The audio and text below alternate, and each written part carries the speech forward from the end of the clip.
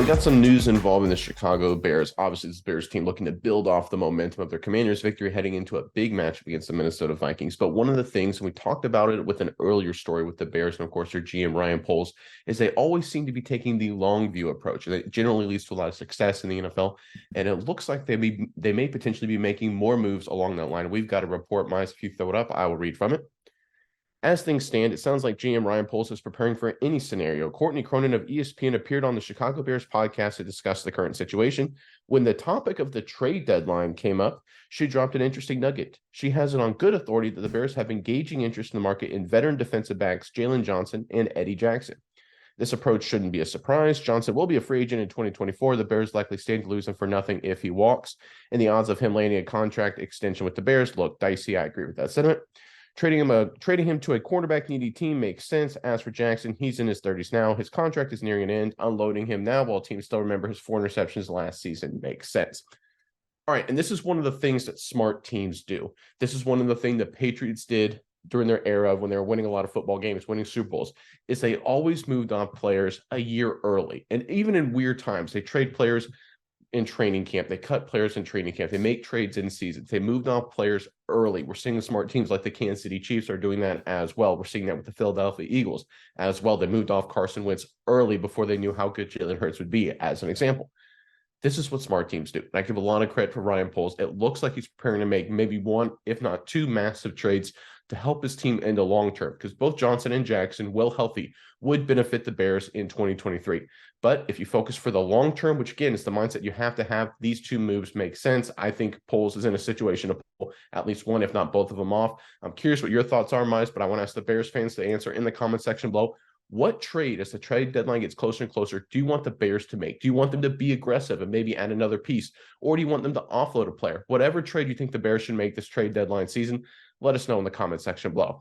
But Miles, let me throw it over to you now. What do you think of these one or two potential moves here for the Bears moving off these guys at this time? Yeah, I think it's really interesting because we all know that the Bears, they have an interesting amount of talent at corner, be it somewhat unknown. So the possibility of trading to these two guys, I think, is good. Like they said, Eddie Jackson last year, I think everyone still remembers he got 4 picks, big season last year. So if they can get him back on the field and show a little glimpse, I think they could get some value out of that trade. But I don't think it's necessarily, his time to shine to be, he's getting older now. He's almost 30. It's just not time to sign him to a big time deal. And then as far as Johnson goes, he's been up and down as well. He's also been a little bit injured this year. This is his best year so far, but that's not saying too much. They have some other guys on this roster that really intrigue me, Nick, especially when you look at the young corners. You got Kyler Gordon from last year, who's looked decent so far.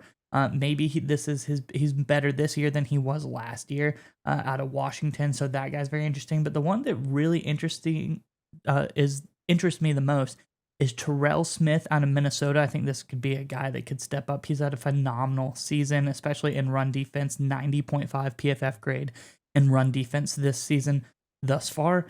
And we all remember Jaquan Brisker as well. That guy is proven to be really good last year. Hopefully can, step up this year. So I think all in all, what I'm trying to say here is that Poles, I think he has a really good grasp on this team. He's not afraid, like you said, to move off guys early because they have a couple of options waiting in the wings to potentially replace them, and they feel comfortable with that. So why not try to do what he does best and get a lot of value out of guys that they have right now?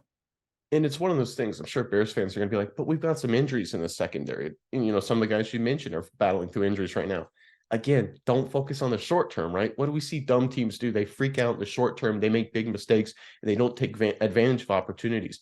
I think right now, Poles understands his team, and Bears fans, I hate to break it to you here, you're probably not winning the Super Bowl this season, right? So what's the smart thing to do? Take advantage of other teams that think they can and offload these players and get something in return. Because if you look at these valuations, I go to overthecap.com to think when is a good time to move off players. So over the cap, what they do is they provide a valuation in terms of dollar amounts on a player based on production, age, position, and then compare it against their cap hit. So Eddie Jackson is a great example of that. over the cap values this player at a $1.25 million per year valuation. That's pretty low. His cap hit this season is $17 million. His cap hit next season is $18 million.